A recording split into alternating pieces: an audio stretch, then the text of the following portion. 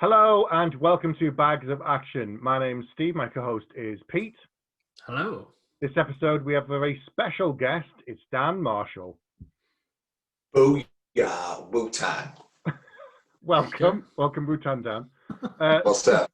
This episode we're talking about Midnight Run from 1988. Now this is a film that I had never seen before until 2 days Shame on you. Shame on me, apparently. And Pete, have you ever seen it before? I'd never seen it before, and I don't quite know how it was possible to miss it, but I hadn't seen it before either. And Dan, is this Shame on you too. Is this a favourite of yours? Yes. Can you not tell? Well, having watched the film, no. So I'm looking forward to finding out why it's a favourite of yours. Apart from being like perfect. Apart from that. No spoilers. Yeah. I'm guessing he's going to give it more than a 1. That's my guess. I don't, I think we're going to get a split again. We're going to have like Pete on 1, Dan on 5, me going 2. Anyway, spoilers. Okay. Let's go to the film. Everyone's just gone. Boop. And So- end the podcast for later. The people behind this film have very good action movie credentials. So it's Tell us directed who by they are, Pete. It's directed by Martin Brest, who also directed Beverly Hills Cop. Ooh, nice. And Meet Joe Black. And Meet Your Black and Scent of Woman. He's only directed 9 films, which is bizarre. Okay. And it's written by George Gallo, who wrote The Whole 10 Yards, but also wrote Bad Boys. The first What you one. gonna do? Yeah, the first one. So interestingly, Nice. of course, there's a cast member from Beverly Hills Cop in this, and a cast member from Bad Boys in this too. Joey Pants Joey Pants, Joey from Pants. Bad Boys. John Ashton from Beverly Hills Cop. Of course, he plays the older cop. Yeah. Oh, his name I can't remember, but the younger cop is Billy and Oh, Judge, not Judge Reinhold. Judge Reinhold. Yeah. The younger Yeah. cop and Beverly Hills Cop and the older guy. I can't remember his character's name, but anyway. So, Yeah. do you want to tell us what this film's about, Pete? Like the basic setup? Me. Okay. Yeah. Robert De Niro plays Jack, who is an ex-cop who is now a bounty hunter. One of the great movie jobs, bounty hunter, I always think. And he essentially has to take an accountant, the Duke, played by Charles Grodin from the Beethoven movies, the dog, not the composer. He has to take him back basically to claim £100,000 bond, while the FBI, the police, and Serrano, played by Dennis Farina from Get Shorty, are all after him at the same time. Okay. Yes. Agreed. Yeah, I agree with that assessment. Do you think Dog the Bounty Hunter was inspired by this? No. He did. He was doing it back in the 50s, so yeah, he's probably. He'd have had if this inspired him, he'd have way more class. Also, Dog's a lot older than this film, so I think he was a bounty hunter, years before this film came out. Yeah. That See, I mullet. think my first exposure to the idea of a bounty hunter, I think, was The Fall Guy, because wasn't Colt Seavers, as well as a stuntman, also a bounty hunter? 2 of the greatest jobs on earth. Stuntman and bounty hunter in one. Yeah, if you can do both those things, what more do you want in life? I don't think there's anything else that could make you happy. What was Nick Nolte in 48 Hours? Was he a cop or a bounty hunter? Cop. Cop, yeah. Yeah. And I think so. and Eddie Murphy was the crook. Yeah. But I think we've already mentioned kind of Beverly Hills Cop. Now I mentioned 48 Hours. That's why I'm surprised I've never seen this, because it does seem to fit in that late 80s kind of action comedy kind of heyday. They don't make them like this anymore. They No. don't make it like. I'm just going to open the floor up now. Okay, Good. so I like the reason I watched this, I saw this when I was younger, so that's got a special place in my heart. But there's a lot of things that you watch that kind of, with a mature eye, kind of wither. But this, it's a real rough diamond. It looks a little bit cack because, like Beverly Hills Cop does, you watch that now, the editing's poor. It looks like they didn't even clean the stock up. It was just like 16mm put through a projector. Yeah. There's a heart in this movie that's done so well that you just, I mean, not only do they not make kind of buddy cop action comedies like this anymore, it's just, there's an innocence to it. You want to say charm, but it's not a charm. It's one of those things that kind of just, it's like a combustible mix that you don't get unless all the parts are lined up properly. Yeah, and it hasn't got that knowingness. Now it would be a little bit arch, kind of, oh, we know what we're doing. But actually, what I really like, because I think one of the reasons I didn't see this back in the day, I was like, where's Robert De Niro? You know, he's the gangster guy. He does the kind of, when I was watching like really kind of B movies, he was making kind of award-winning films that I probably wasn't as interested in when I was younger. And I probably thought he was going to make this different. But I think he's really good in this part because you believe he's a kind of rough, tough guy, but you also know he's got this kind of heart of gold underneath. Do you know how he ended up being in this? No. He was cast in it. There's questions later on, people. I don't buzz in. Go on, tell us, Dad. So he did Untouchables, and after Untouchables, he wanted something like with a bit more comedy. Yeah. So he actually went for Big, and Tom Hanks ended up getting Big, and then he heard that Martin Brest and that were making this, and he wanted to do something lighter, like a comedy. So that's how he ended up in it. Oh wow, interesting. Okay. I don't know why this bypassed me as well. We always seem to talk a lot about films in the late 80s or early 90s. And this is that golden era, as you said, of buddy cops and weird films that come out that initially you look at it and you go, that's never going to work. And you watch it and you go, that was brilliant. So I don't know how it missed me, you know, in that era. I just can't understand it, especially with De Niro. Maybe again, like Pete, I was expecting it to be a crime film, so I just didn't take a look. It's one of those like video shop classics, isn't it? Midnight Run. It's not, you know, like Beverly Hills Cop was a blockbuster, whereas Midnight Run was one of those ones where I think, you know, if you were in it, it was like word of mouth. It's one of them. Yeah. Do we know how it did at the box office? Is it one of these cult classics, or did it actually do okay? I'm not sure. I think it's. I'd like to say it's a cult classic. There's kind of like people, I know it's weird, it's one of those ones where like all my friends have seen it. Parts Mas. Yeah, but you're not really my friends. I knew that was coming. Have you seen the sequels though, Dan? What, the two straight to TV ones or the one sequel that? I thought there were 3 straight to TV ones with Kristen McDonald. Is that who I only know from Happy Gilmore? I haven't. I won't. It's like it's the Crystal Skull syndrome, isn't it? You're like, you know, to leave it alone. Yeah, it's one of those things where it's one of those films where you're like, it reminds me a lot of Get Shorty, which is one of my favorite films. I can't imagine that film with anyone other than John Travolta, and I can't imagine this film with anyone other than Robert De Niro. And it also, I love the fact, until I read there were other films, I love the fact it is done in one, because it's got, he has a complete arc. His entire story is totally done.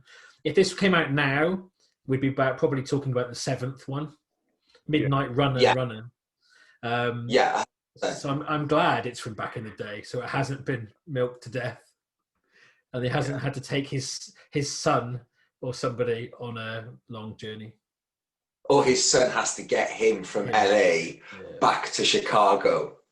They'd go high tech. I mean, you've got a Fast and Furious film in space. Why not Midnight Run to the moon base? He has to go and get someone from there on a bail bond and bring him back to Earth. Why not? To run. Yeah, you know, just something. It's just like, because it's a one-off, and as you said, whoever wrote this, as you said, they didn't think about, we'll do another one, we'll turn this into a franchise. It's interesting arc of the characters, something funny, something light, nothing too serious, and that's it. And hopefully there's enough action that people, it hits that sweet spot of comedy and drama and action that people go, oh great, and then they go out and see something completely different. They don't think to, when's the next one coming out, like we've had for you know, so many things recently. No, I agree. And it's, you know, it's I mean, Charles Grodin's probably the person that I've seen the least in other things, but as I say, Joe Pantoliano is in it, almost playing the flip side of his Bad Boys character, but as a bondsman rather than a cop. Yaphet Kotto, I remember very well from The Running Man. Dennis Farina I mentioned before, who was a policeman, I believe, before he became an actor. He was a cop, yeah, beforehand. Yeah, I always remember him from Out of Sight. Yeah, and I used to watch a TV show called Police Story, I think it was called, that he was in. That's right, yeah. But I think, do you know what I was saying about, talking about how things like this can be missed over the time you don't have like the marketing and the big, the opening at the box office and stuff. This is one of those ones where they've been really lucky to get either people that are on the rise or someone that's looking for a particular role. And I think like Grodin, there's almost like a Midnight Run remix that you can watch. If you rewatch it again and all you do in every scene is just watch him, he's doing so much and he's reacting almost, it's right, it's not sarcasm to everything everyone's doing. It's almost like he's along for the ride. Yeah. There's a bit where they're trying to book the bus tickets and he's just sort of giving these little looks to the lady behind the counter. Yeah, I was trying to work out if because he barely blinks. It's almost like, is he playing like this wide-eyed innocent? Was he trying to be kind of like he had Asperger's? That's what I was trying to work out. Well, I think that's the nuance with this, because you can, if you like all the way through it, he's kind of a master manipulator. Even when, so not only does he says that he is like aviophobic or whatever it is, he can't fly. Yes. And then he gets him train and he locks him in the toilet and he's just going Jack until he wears him down. He pretty much gets his own way throughout. It's only like he constantly wears down De Niro, but like the only reason he's not kind of like the baddie of the piece is because of the journey he takes De Niro's character on, which like, at the very start, like he's a little bit rubbish, De Niro. He's not a very good bounty hunter. No. And they lay that out straight away when he's trying to pick the lock and the guy like blasts the door with a shotgun and he tries to get out of the way. It's really lame. Yeah. And then the other guy steals the bounty off him and he has to resort to kind of like the cheap trick, like, what's that? In order to get his bounty back. Which is a great setup for the end of the film. But there's a couple of really good moments, character moments that you just made me think about. So there's one where later in the film where De Niro's working with the FBI and he goes, "Why are you so happy?" And he's like, "I get to feel like I'm a cop again." And you're almost like, well, you've been trying to... Say again? Sorry, if that moment is so earned because of the journey that he's gone on. Because that could be really like on the nose, looking to camera almost, but it's not. It is that thing of like, you're not very good as a bounty hunter because it's not really your heart's not really in it. You're dealing with all these people you don't really like, and you're better than they are.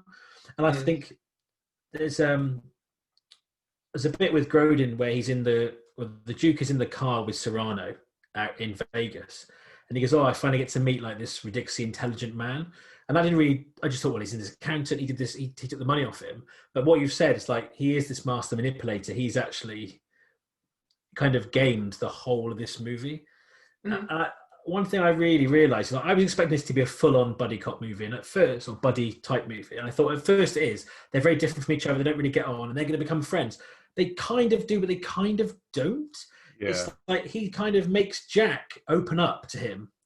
It's almost a bit more like the Christmas Carol. He's like the ghost of like policeman past. Like he kind of makes him change until he does his bidding. That's the bit that totally blindsided me, because I'm like, yeah, I know these films work, witty banter.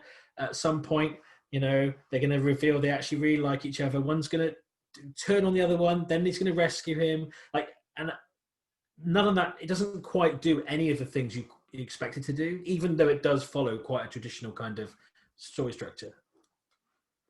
And I mean, it's more like it as you start digging. I mean, I've watched this a million times, right? And as you dig and as you, like you do with any of your favorite films, right? And you notice things that you want to tell people about. Oh, you noticed all this. So the master manipulator bit is like I stick to that because I think he is constantly just wearing people down. But if he can't kind of hoodwink them into doing it, he'll just like wear them down. But he still takes him to see the wife, and I think that's really genuine. And the payoff, it's similar to the, like, I feel like a cop again, is, you know, he keeps checking his watch. This is why I think this film is a great, it just does all these things that you don't, they're new character nuances that have these amazing payoffs, and he keeps checking his watch, the watch that doesn't work. And then he ends up having the conversation on the train, and he says, you know, why don't you just get a new watch? But it doesn't mean anything if he hasn't taken it into the ex-wife's house and they've done that heartbreaking, that scene, even like a million times I've seen it. Last night I was watching it, and the bit with the daughter, and she just stays, as she gives him the money, and she just stays on the drive. Yeah. Any other movie like nowadays would have to, like, that would almost be this like really drawn out thing. But what I love about this is like there's a dysfunction there, and you don't know if at the end of this story Jack ends up fixing that, and that's quite real. In a buddy cop movie, that's quite contrived. Like people saying, you know, two people don't like each other, you know what's going to happen. You know what's going to happen there. Like the real human story of it all, it's left kind of hanging. And it's really uncomfortable when he goes to visit his ex-wife, because he hasn't seen his daughter in like 8 years or something. And it's not just that he hasn't seen her and he says, oh, you're getting big. But it's when the wife leaves the room and there's him, the crook, and the daughter. He doesn't know what to say. He's literally just stood there like, yeah. She's just looking at him, desperate for some affection, for something. Yeah. But he doesn't know. He doesn't know how to be a dad. He doesn't know what to say to her. He doesn't know what to do. And yet she still comes out and offers him the money and still wants him and still wants something from him. And he's just like, no, I don't know. That scene totally blindsided me, because I was expecting her to be angry with him, because that's the kind of thing these films do. Yeah, it's a template. Strange from the family. The daughter shouts at the dad, "Oh, you left me. You're this, that, and the other." But she just it's really like she just stands looking straight at him in silence. It is really It took me to knock me a bit. Yeah, it's uncomfortable. That in these in move nowadays, it's unusual to see that and not have a catharsis where there's at least an argument, and then it's like, you don't know what it was like for me to grow up without a dad, and that's usually how it plays out. But this kind of like this want from both of them and the distance is created just because like they don't know how to read each other's cues. Like they're so far apart. It's a little bit like during Requiem for a Dream, when things are going really well and he goes to see the mum and she's been on the pills, like the diet pills, and they're sat at a table and they couldn't be closer to each other, but emotionally they're so distant, and it's just heartbreaking. Like you watch it and all the other bits are like funny and it draws you in, and it's kind of like japes, and that bit you can hear a pin drop any room you watch it in. People are just like. And I think what you said before, it's doubly impressive compared to like a modern take, is they don't resolve it. In the modern version where they have a massive row, the end of the film, he'd probably go and find her and like, you know, bring her into him, and that would be like, oh, they row, but it's like cause and effect, whatever. But now it's like, well, actually there's an awkwardness there. They both know they care about each other, but they're not sure how to react around each other. They're not even sure if they should be distant to each other. She's not angry, because she wouldn't be angry. She just doesn't know what she's supposed to do because she's a kid. It's like, it's powerful stuff for a 1988 action comedy. Yeah, because I think like the romantic in you wants to think that he gets the money from the Duke and he sets up his coffee shop and then he invites her and they build a relationship. But actually, like if you watch it again and you really look at who Jack is, he's just not equipped for that.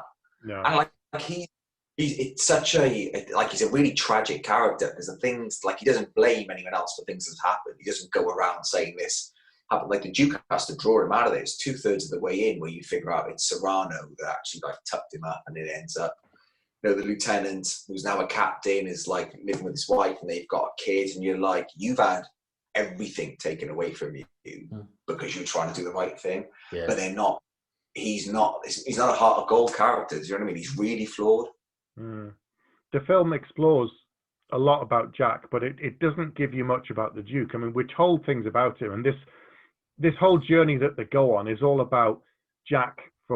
We find out who he is, what he's doing, what happened to him, and what he wants to do with his life going forward if he gets this magic 100K.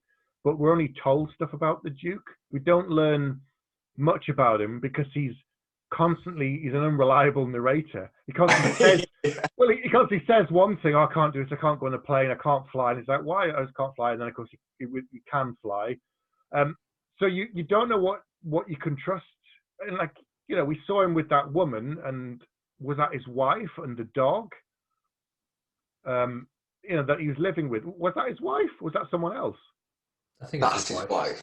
Right. Okay. So, but he visited that other person who rang him and told him, and that's how Jack traced the number and stuff. So we find out why he did it. I guess that's the important thing. We find out what the Duke is like as a man only because of the reason that he stole the money. He didn't do it because he wanted to get rich. He didn't do it because he was just going to go and live on an island somewhere.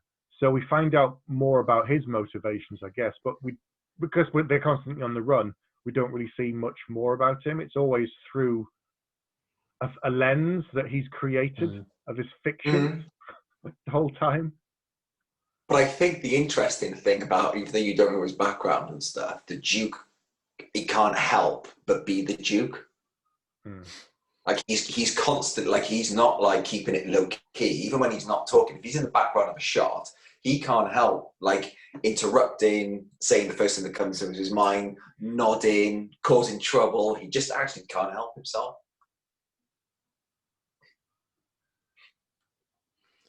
But you say he does seem quietly under control. And I don't think if someone was trying to drag me across country in handcuffs, I don't think with a 5-day limit, I don't think I'd be that calm. In fact, I know I wouldn't. I'm not that calm now.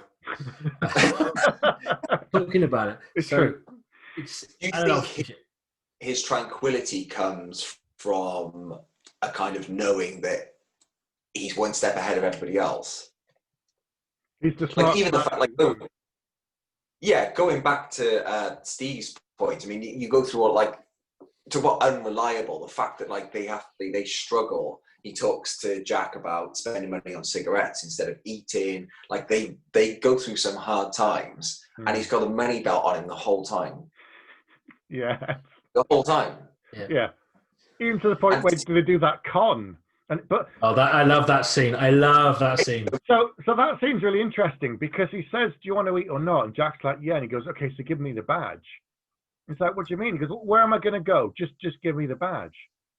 And so Jack thinks about it and goes, "Well, okay, I'll shoot you if you run." And so he just gives him the badge, and then he kind of fastens his coat, and just goes in and shows the badge and does this scene. But he's like ordering Jack around. He goes, like, "This is my partner. Go and check the 20s." And he's like, "Oh yeah, this one's bad. Yeah, this one's bad. Yeah, these ones are all bad." But he's just like, he's all these little touches. Like he looks at the guy at the bar and goes, "Are you local? Yeah. Have you seen anybody coming in here lately? We're a bit peculiar. Yeah." And he just kind of like, he controls everybody. It's like Darren Brown, or these. Anytime you go and see someone saying, "I'm hearing a voice from the beyond. Is there anyone? A John? Oh, I've got a John who's my distant cousin who's deaf." You pick the most obvious things, the most widespread thing that's going to appeal to somebody, and you'll get a response, positive, which will then reinforce the idea that something that they don't. And that's what he's doing. Like he says, "Oh, was it a man? 50-50 chance. Yes, it was a man. Okay, good. Now, was he tall?" He goes, "Was he a short guy?" "Tall." "That's right. Tall, yes." 6 foot, he's about 6'5". Yeah. Nice. Oh, did he have light hair, dark hair? That's our guy. He just, whatever they say, yep, that's right. He can confirm it. Whereas if they agree with him, yes. If they don't, he's pretending he's testing them to get to the truth, when in fact he's manipulating them to get an answer that they give him, and he goes, "That's our guy." Like the fact they call it like the litmus technique. You do the litmus technique to find out if it's forgery or not. It's like you're just saying stuff. He gets a pencil and just kind of goes, yeah, this one. It's just winding him up. But they all fall for it. If they hadn't seen him running to get on the train, they would never have known. No, and he drops the food after all of that. Drops one bag of food. That annoyed me. I was like, "You got food." But I think you say, but the fact that he's had the money belt all along shows that he is part playing Jack, but part just having like a ball. Like he's basically, "I'm an accountant. I just sit and do numbers." It's like, "Oh, I'm on the run around the country, just doing this stuff." It's has an adventure. I think as well, like in one way, like you've got Jack's character arc, which is taking him to kind of redemption. I don't think there's really an arc for the Duke, but it's almost for the audience. We're going on a journey to realise he's not as kind of bumbling and just kind of like along for the ride as we thought. And that scene to me is when you suddenly go, oh, hang on a minute, this guy. And then it goes back to normal and you think, oh, I must have just misread that scene a bit. Or yeah, yeah, it is. It is like that. And then as it goes on, you go, and then at the end, you go, oh, shit, of course it was him all the time. Of course he's exactly what he's doing. Of course he had the money on him. Of course he actually knows deep down, I think, that Jack, his whole thing is getting Jack to the point where he's going to let him go, I think. It's just chipping away until he does good things for him, makes him feel better about himself, until he gets back his self-worth to the point that he lets him go. But he gets the promise from him. He saves Jack's life, and he goes, promise you'll let me go. He goes, yeah, I promise. Are you sure? Yeah. And then he still goes back on his word. But the Duke doesn't get particularly angry. He just kind of carries on. Because he's still the smartest guy in the room. He's still always got an ace. He's always got an ace up his sleeve. His ace is, if Jack didn't get the 100K and the time ran out, he could just say to him, how about I triple your money and you let me go?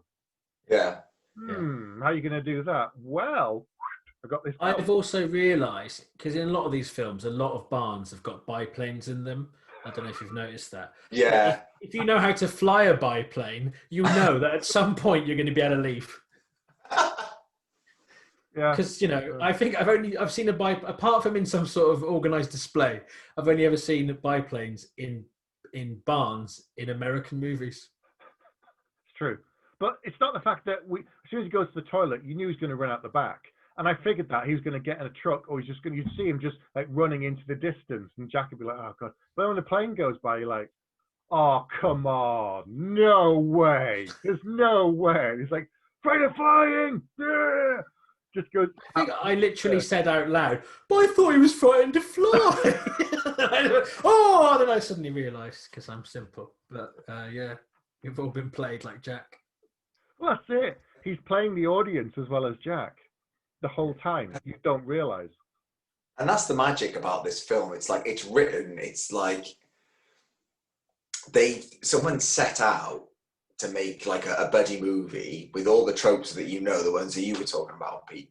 But what it does is like you've got two people writing it that like cared about like it being a worthwhile journey and like the characters needing to go through kind of like full arcs. And I do think like the arcs and stuff that they're secondary to wanting to do a buddy movie.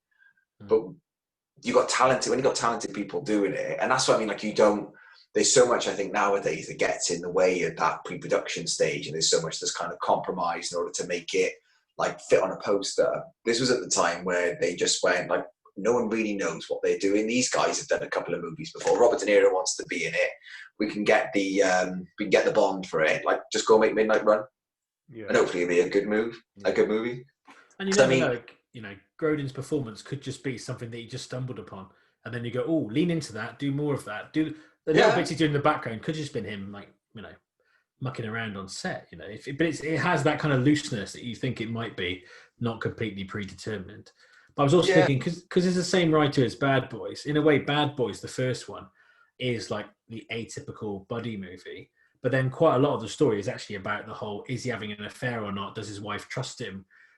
Kind of, and that's very different. So it's almost like this writer goes, okay, I know what I'm supposed to write, but I want to put something else in it as well. Yeah, I want to make you go like somewhere with them, because in Bad Boys, basically they take their relationship and they smash it up with a hammer, and then they put it back together again for the action climax at the end. It's like, what more do you want?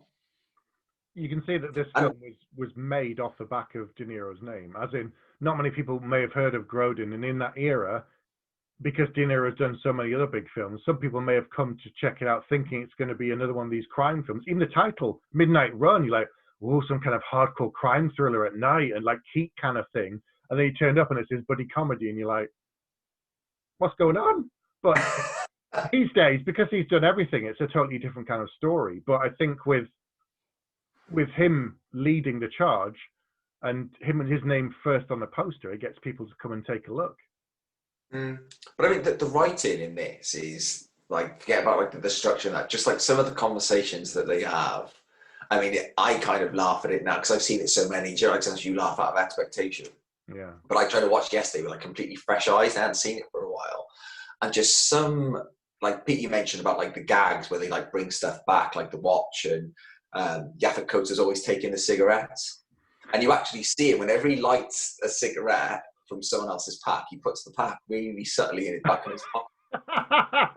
All the time, just stealing people's cigarettes, and he's like, "You should quit. It'd be better for both of us." And that's it, everything happens 3 times. On the 3rd time, that's the payoff. But some of the lines in it where he says he's talking about all his phobias, and Robert De Niro just had enough, and he's like, "How about fistophobia?" And he's like, "I got 2 words for you. Why don't you shut the fuck up?" And stuff like that. It's just without those people pulling it off. I think as well as the 2 main characters, there's a really good ensemble cast, and I think I mentioned Get Shorty earlier, but I love that feeling of like the 2 main characters trying to get somewhere, but there's all these different forces, and everywhere they go, the same people keep turning up. So Yaphet Kotto is brilliant as is it Mosley, the FBI agent who he steals the identity his badge. Yeah. There's that scene on the plane where the kid's watching him do it, and the kid's just like, "How do you think it looks?" "Yeah, it looks good." Yeah, like a kid's gonna know. He's just like sticking it over the picture, and everywhere he goes, he uses his name. And I'm going, "Oh, are you all called Mosley?" Someone says at one point, and he's like, Yaphet just doesn't say anything, he just stares at the man. He's like, And just the way they constantly, like, which, I don't know much about the FBI, but I would like to think they're more competent than they're heading for a place. Let's go to the place. Oh, they didn't go to the place because they just they just do the planned, obviously they do the planned journey, but they're not going to actually, go on the route that the public transport takes them on. So they either.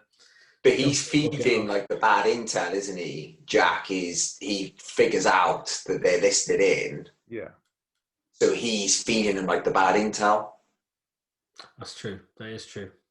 Once he talks to Joey and says, "Go to this place and talk to me there," and he says, "You bugged your line." So it doesn't work out that it's the guy in Joey's office who's then telling him, but he has worked out that the line's bugged. He goes, "There's probably a van outside with some guys that smell like coffee, and they've been there for 2 days," and they're in the van going, "Huh?" That's a great moment. It is a great that was moment. funny. I did laugh at that. But I think it's all got these different layers to it, because you've got Marvin, who's constantly, like, him and Jack are obviously rivals. At first, like the fight scene at the start, I thought, "Oh, that's quite a known person to just be in one scene."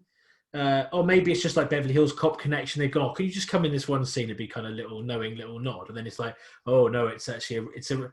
Like you say, lots of things happen repeatedly. Like he'll always find out where they are. He'll always fall for the kind of thing. And I love the fact that in a smartphone world, you can still watch a film where they have to take a Polaroid camera photo of someone and hold up the newspaper. Yeah. But I also think it's a beautiful piece of cinema that he's like, "Oh, not as stupid as everyone thinks I am. I took the photo," and then they basically can knock him out because he's left the towel in the background. Again, but now I think maybe from what Dan said, maybe the Duke moved the towel like into shot, because I'm starting to think that he makes everything happen. Maybe he did. Maybe. But it's just a little. No character is wasted. Everyone's got something to do. So like Joe Pantz's role, the guy in his office, they're all larger than life characters, but they're all. Yeah. Everyone's really good in this movie. Even the goons, like the 2 goons. The one guy's from Carlito's Way. Yeah. Yes, he is. Yeah. The guy that chases him down in the last act. The other guy is the guy at the very beginning of Untouchables, who's dressed in white, who's pretending to be Al Capone. All right. Okay. And those 2 is another thing where like they do this because they're not like trained actors. You watch their exchanges and the way they push each other around and stuff, and it's just learned behavior. It's just what they do. Those 2 guys, like, for real. Yeah. Like he's on the phone and he's talking to the boss, and the other guy's like trying to punch him, like, "Yeah," and he's just like kicking him, like, "Fuck off! It's a really serious phone call. I might die. He's gonna kill us, and you're dicking around." He's like, "What? I was just having a bit of fun." He's like, "I was on the phone." It's just, oh god, and he just doesn't get it. He's just like, "What?" we're having a bit of laugh, a bit of fun. What's going on? I hadn't really thought of it until we've had this conversation, but it's almost like everyone is pretty much, apart from the Duke, everyone in this film is pretty incompetent in their own way. They really are. Yeah. Everyone.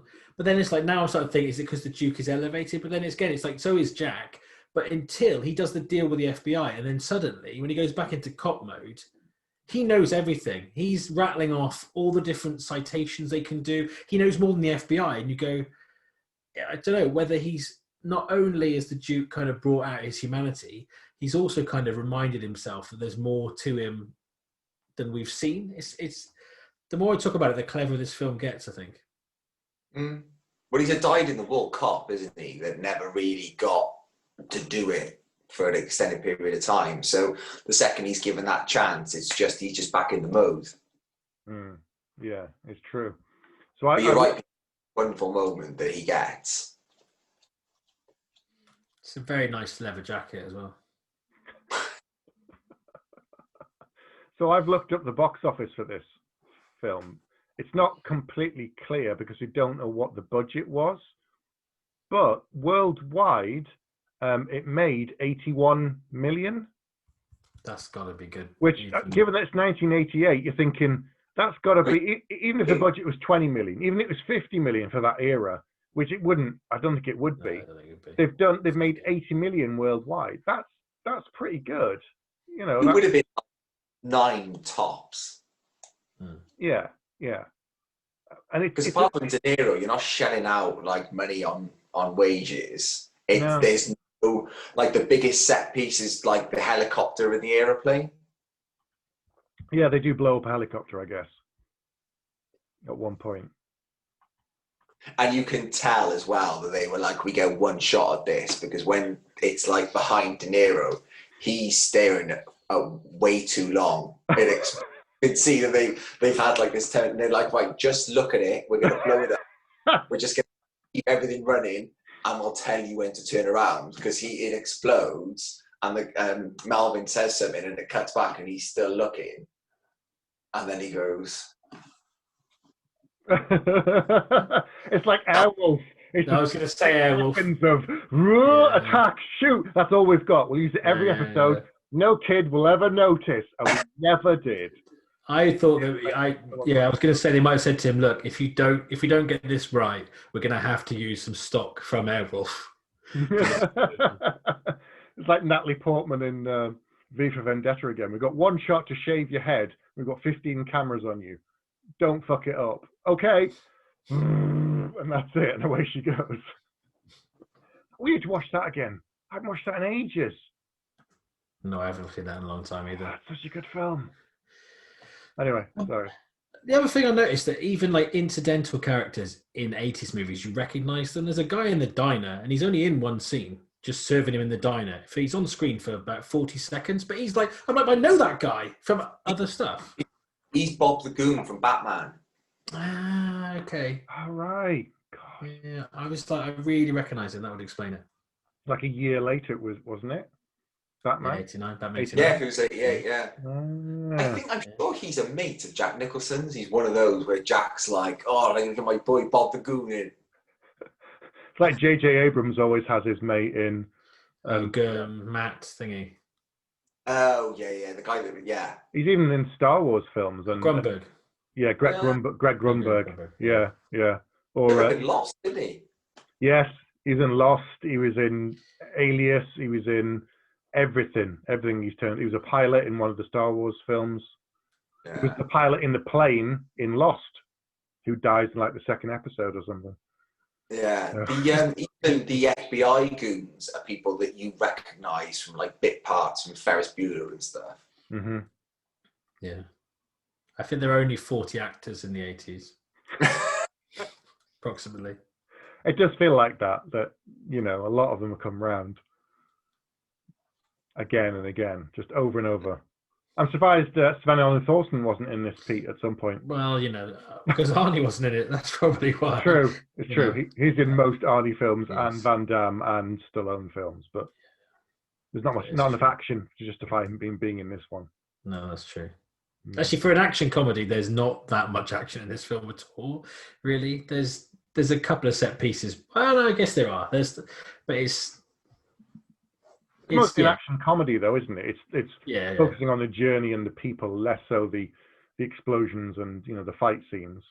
Although the car chase, which is very kind of Smokey and the Bandit or like old school, like Dukes of Hazzard, where they just Goes off road. He goes off road and he's like, "What are you doing?" He's like, "I'm not ending this journey yet." And you're like, "There's no way they're not going to catch it." And they all in that hilarious like Keystone Cops 80s comedy thing, where 14 or 15 cars just driving the. Not one of them doesn't stay back or go a different way. It's like kids in the playground playing football. They all run at the ball. So they all drive at him until one by one, the cars all crash. It's hilarious. It is hilarious. It's like the end of the Blues Brothers.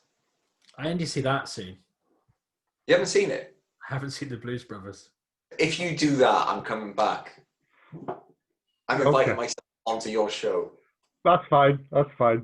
Have you seen it, Steve? Yeah. Like, that's fine. Okay. I have a problem with films getting really hyped. I always assume I'm going to be disappointed, so I don't bother to watch them. Sometimes, they can overdo it. I kind of feel like at the start of this, you guys were not hating on, but kind of unimpressed. And now we've looked into the hood a little bit. You've kind of come around. A little, yeah. You've introduced me to the layers, Dan, that maybe I wasn't aware of before. Like, you're the onion peeler of the podcast. The guest onion peeler. Wait till we do Blues Brothers, mate. Mm-hmm. Yeah. There's lots going on there, Pete. Do the sequel then. Can do the sequel then, can't we? No. Well, that's like saying, to do a sequel to the Matrix films. I'm like, what sequels? There's only the one Matrix film. I still I don't know about I don't mind the other two. It's certainly better than Roadhouse. Right, 2. we're done. So, and now they're doing another one. Come on. They are. They asked Lawrence Fishburne like 10 years ago, would you do another Matrix film? And he went, no. Ask me why. And I went, why? Because I'm old and I'm really tired and I hurt. And it really hurt when I did it like 15 years ago. And now they're going to do it again. I mean, Keanu's in tip-top shape. He's been doing the John Wick films. But they must have asked Lawrence and he just went, fuck no. I don't blame him. I wouldn't want to do it. He's like, what, is he mid-50s now? Suddenly come off and do another load of karate. He'll be older than that. Yeah, he's been around a long time. 50. Yeah. Oh God, let's do a check for Lawrence Fishburne. Yeah. But he's been around a long time, Lawrence Fishburne. Yeah, Apocalypse Now. Oh yeah. Need to see that. Like 16, I need to see that. I need to see that soon as well. He was born in New York. He's 61. Like really young.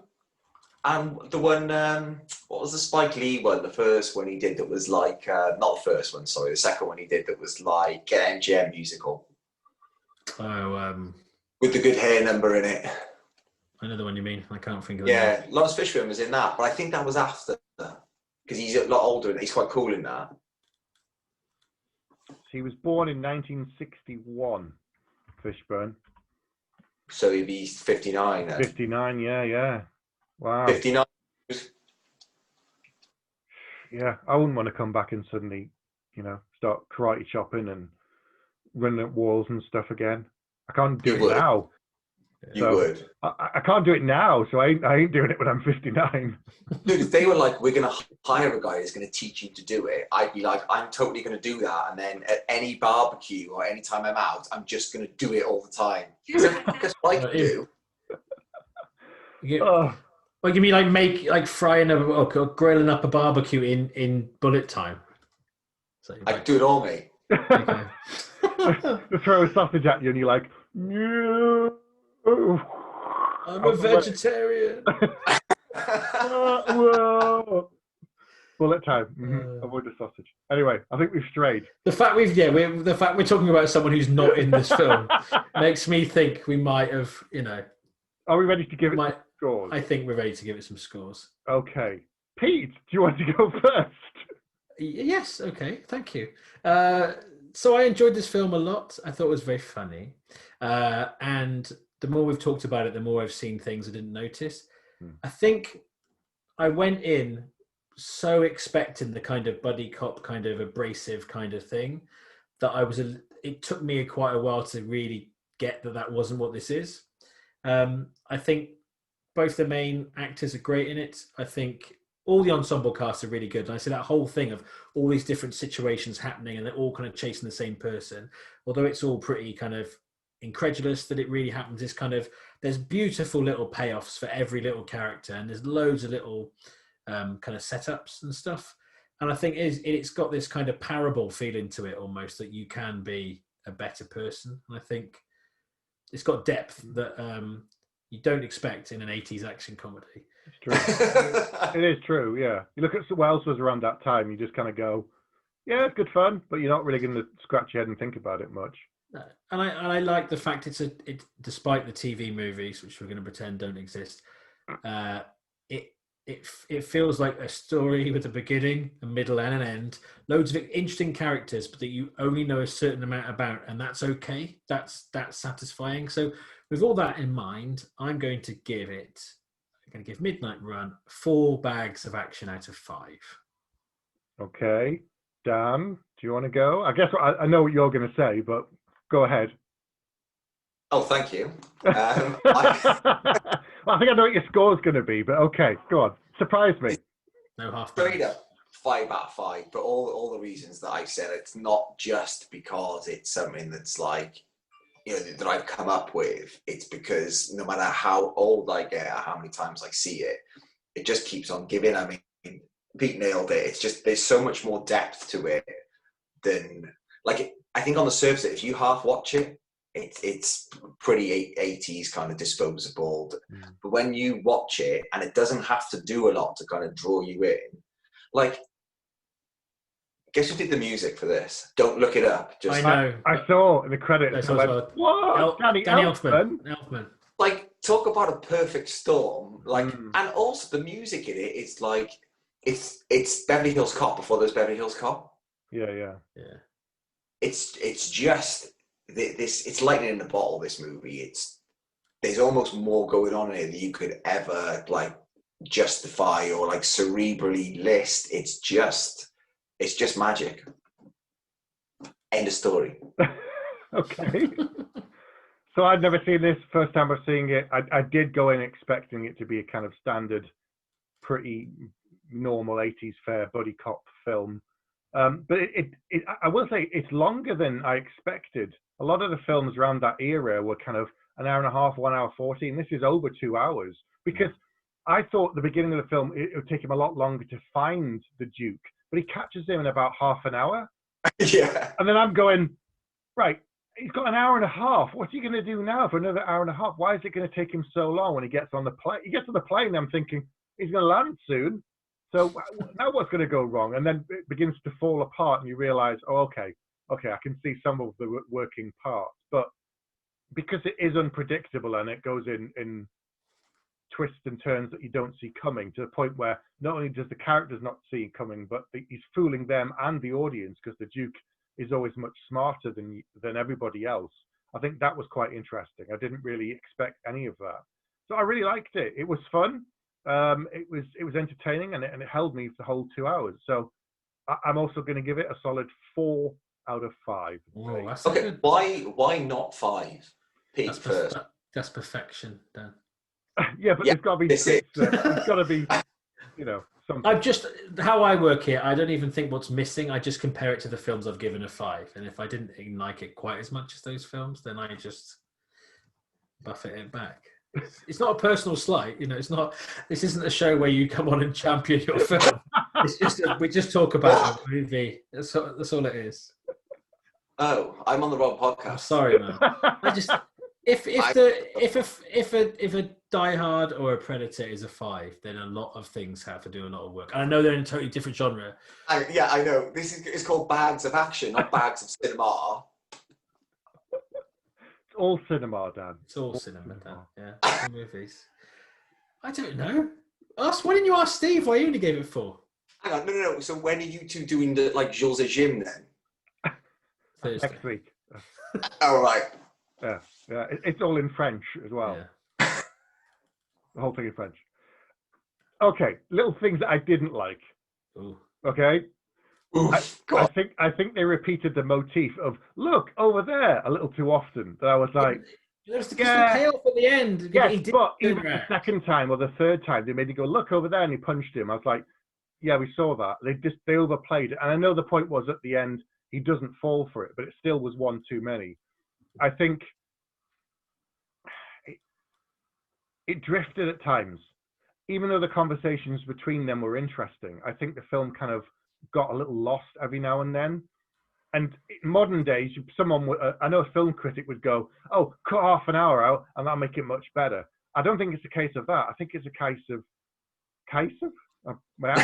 This film has made you South African. Suddenly my real accent's coming out. Oh, no. It started to drift. Some of the dialogue felt a little bit odd. I think we could have got more about the Duke, and I think we could have got more into Jack. And you would have had a bit more emotion because it was Robert De Niro not chewing the scenery like he normally does, because he was a lot more quiet and still, except for when he was in the police station. And then he just started shouting and ranting. It's like anytime you say hello to my little friend, and he comes out, and you're waiting for that kind of thing. And I was waiting for some of the stuff for De Niro to do it. And in this film, to begin with, he wasn't doing it, so I thought it was quite a different performance. But then he kind of fell back into regular habits. So I don't know. If I'd been the director, I would have gone, okay, can we do that again? But this time, play it like a lot calmer, a lot quieter, or something that we haven't seen you do 50 times before. You know what I'm saying? I love how one of your gripes with it is that like you would have directed Robert De Niro way back.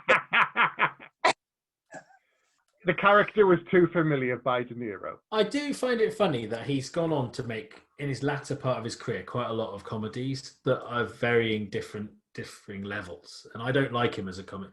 I've always thought I don't really like him as a comedic actor. I much prefer him as straight. But in this, he finds that balance, I think, a lot better. I think he's more charming and funnier in this than some of the more recent out-and-out comedies that he's in. It's when it's broad, isn't it? When he's trying to be funny. Like the Duke isn't full of punchlines. He's just, the way he reacts to everyone else in the world is just funny. Yeah. Normally in a comedy partnership like this, you have a straight man and you have the comedian. Neither of them are a comedian, really, if you think about it. No one's cracking jokes and one-liners. There's no catchphrase in this film. Like you think of Beverly Hills Cop and all the other ones have got catchphrases. I can't think of a single catchphrase from this. But the catchphrase is the character, isn't it? Even like what makes Robert De Niro funny. I mean, I was saying about like the writing and stuff where he's like, I've got 2 words for you, why don't you shut the fuck up? Like even the Duke says to him, like, you've got 2 emotions, silence and rage. And once you've, like, I think all the actors in this, I can relate, establish who that person is, and the comedy is that they keep doing those things. Like the exchanges are funny because the Duke's being the Duke and Jack's being Jack, and that's what makes that funny. It's like The Odd Couple, or even 48 Hours is the same. Yeah. I don't know. Some little things I didn't like, and looking at films that we've given 5 for, I can't realistically give this a full. Blade Runner 2049 is perfect for me. It's apples and oranges. You can't do that. I can. It's my personal taste of a film and your personal taste of a film. For you, this is a 5. For me, this is, it was good, but it wasn't. I'm trying to think what other action comedies we've done, you see. I don't know. See, I gave both the Jumanji films 4. You can't. I know, but it's like going up. Iron Man 3 is nowhere near as good as Memento. Right. but we don't have like different scoring metrics for the film. How good is it out of 5? You don't have the metric, but you compare them. Well, that's how scoring works. That's the concept of scores. Okay.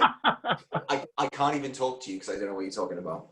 I know we've upset you, but you didn't make this film. Maybe you did. Maybe you did, Pete. Who knows? No, I've never seen him look quite so hurt. Maybe that's why I came on here, because I didn't make the film, and if I can get like a couple more people to buy it, I get a couple of points in the back end. Sounds good. You are the real Martin Brest. Maybe he is. Anyway, why are we having this conversation? I don't know. Anyway, right, let's leave it there for tonight. So, have you seen Midnight Run? If so, get in touch and let us know. You can contact us in all usual ways. You can email us, go into a Facebook group. Don't forget to like and subscribe to our YouTube channel. Hit that bell for notifications. Thank you, Pete. Thank you. Thank you. I've been practicing that. Okay. Don't forget to share, like, and subscribe. That's it. That's the one. You can say it properly. Okay, Pete. Wrap us up. Thank you for watching and/or listening, if indeed you still are. Good night. Good night.